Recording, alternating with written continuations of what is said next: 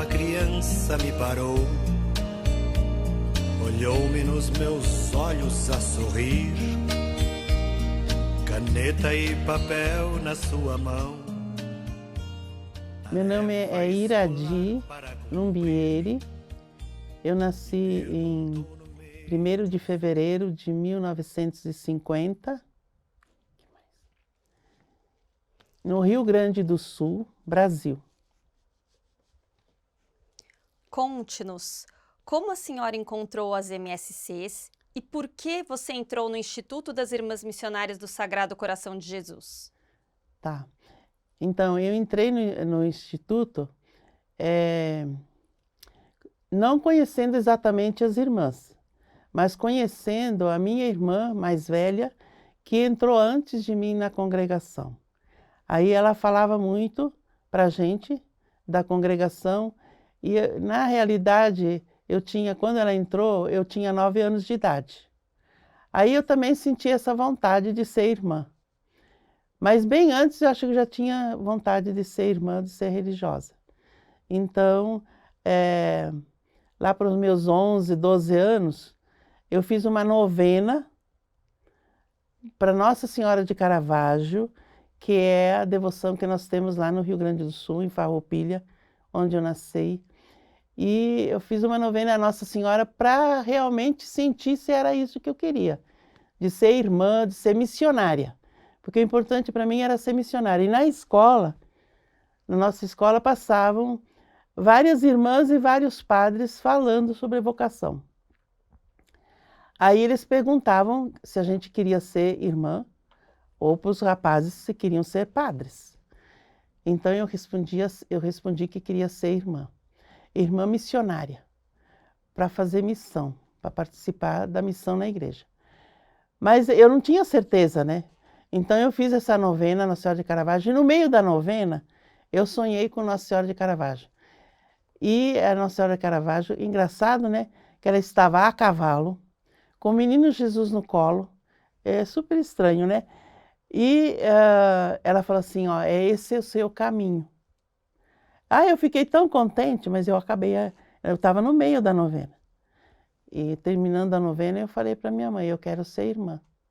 E aí então, lá para os meus 13 anos fui aspirante, 15 anos postulante, aí foi fazendo a caminhada, né? 16 anos noviça, 18 anos a primeira profissão, 24 a profissão perpétua e partindo sempre para a missão.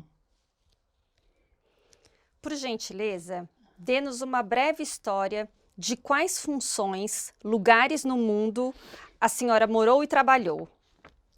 Então, eu trabalhei bastante no Brasil, mas também fora do Brasil eu estive com uma experiência missionária na Nicarágua, na época da Revolução da Nicarágua, coisa que até hoje está lá, não está ajustado, e uma experiência missionária no Paraguai, que também é um país bem difícil. Mas a minha missão mais marcante foi realmente no Brasil e numa creche na periferia de São Paulo, em que eu assumi essa creche que só tinha o fogão, só fogão para fazer comida. O restante a gente tinha que procurar e equipar, procurar verba, procurar atendimento, porque era para atendimento de crianças pobres. Então, essa missão da creche para mim foi a mais importante e a mais desafiante. Foi no 1980, 1976, 1980, em que a miséria em São Paulo era muito grande, na periferia de São Paulo. Então, esse trabalho foi o mais... Eu morei ali, trabalhei ali 17 anos. Praticamente quase a metade da minha vida nessa missão da creche, assistindo crianças de 0 anos até 14 anos. No início foi só de 5 ou 6, porque a gente não tinha verba suficiente. Então nós começamos atendendo os maiorzinhos, depois pegamos desde os bebês até os 6 anos, aí depois havia necessidade de ampliar para de 6 a 14 anos, que as crianças continuariam na rua sem o atendimento, iam para a escola, mas não tinha acompanhamento dos pais, porque os pais precisavam trabalhar e também era muito grande a pobreza. Então, nós ampliamos o segundo piso da creche com uma verba do exterior, dos Estados Unidos. E era uma indústria norte-americana que tem filial aqui em São Paulo. E eles fazem essa doação para entidades, para irmãs. Eles falam que não fazem nem para padres e nem para leigos. Eles fazem para irmãs porque eles sabem do trabalho honesto das irmãs. Eu fiquei admirada, né? Fiquei assustada, mas assim, tudo bem. Graças a Deus que nós estamos fora, fora da, como é que se diz? De não ser capaz de administrar uma verba. Eu sei que nós recebemos uma verba grande, fizemos o segundo piso, que é 840 metros quadrados, é uma creche grande, e começamos a atender então as crianças que iam para a escola e o outro período ficavam com a gente. Então eles praticamente ficavam em período integral. Na minha época nós atendíamos umas 400 crianças entre os pequenos e os maiores. Esse foi o meu trabalho mais importante na congregação. Quando a senhora entrou no Instituto, o que entendia do carisma de Madre Cabrini? Do carisma de Madre Cabrini, na realidade, eu não entendia muito, não. Eu entendia a questão missionária, que elas eram missionárias e que então a gente tinha que fazer missão, independente do lugar, independente. A gente sabia também que tinha que deixar a família e partir até para um outro país. Mas assim, carisma, especificamente, falando que era do coração de Jesus e tal, não. Era mais no sentido missionário. Agora hoje, com essa experiência de vida, como a senhora vê o carisma? Como ele impacta a senhora hoje? Então, hoje eu posso dizer que o carisma sempre, para mim, é sempre focado no coração de Jesus. E que é Ele que sustenta nossas obras, é Ele que nos dá força para encaminhar os nossos trabalhos. Tanto que Madre Cabrini dizia, tudo posso naquele que me conforta. Aquele que me conforta é o coração de Jesus.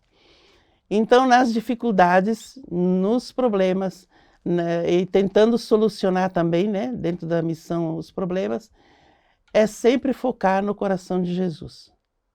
Claro que Madre Cabrini está ali, né? Nossa Senhora das Graças também, porque ela considerava Nossa Senhora das Graças a fundadora da congregação. Mas o centro da nossa espiritualidade é o coração de Jesus. Como foi viver, trabalhar em comunidade ao longo dos anos? Para trabalhar em comunidade e viver em comunidade em todo esse tempo que eu tenho, né, na congregação, a gente tem que se adaptar. Nós temos que ser muito flexíveis, porque cada realidade é uma realidade. Cada comunidade é uma comunidade.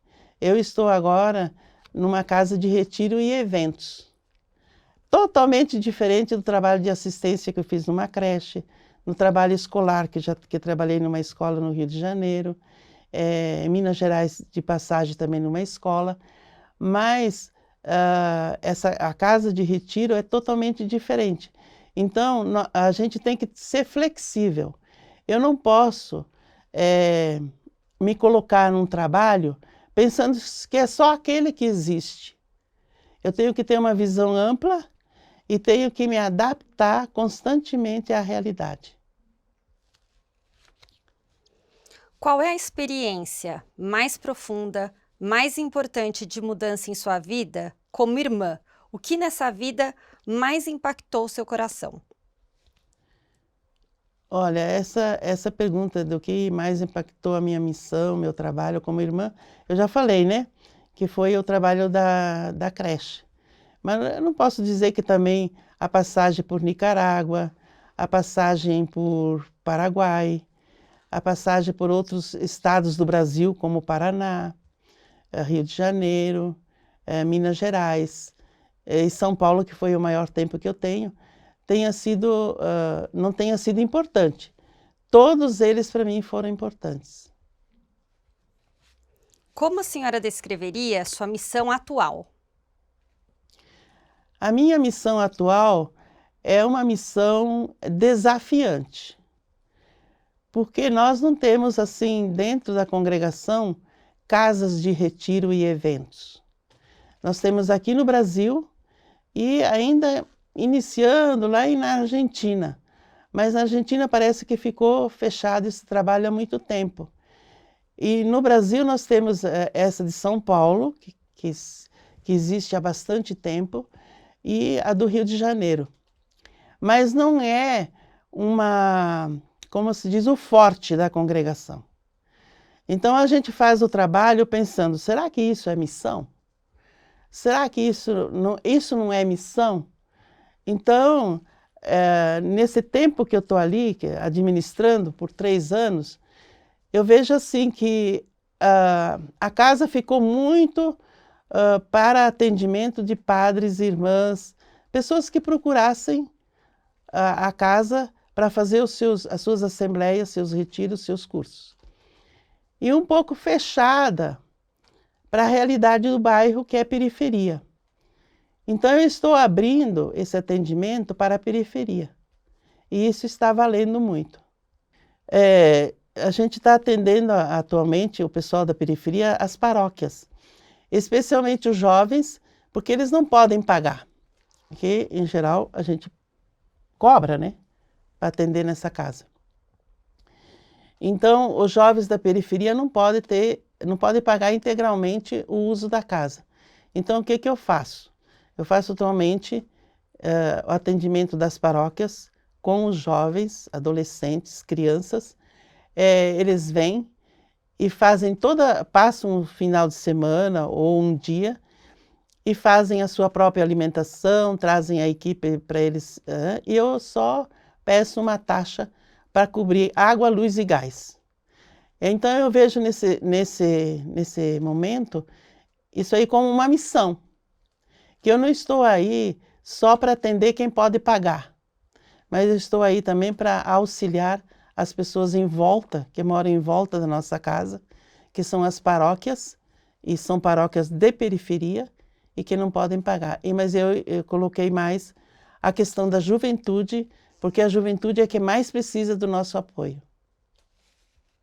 Olhando atrás, em sua própria história, o que a senhora diria a alguém que está pensando em se unir às várias missões das missionárias do Sagrado Coração de Jesus?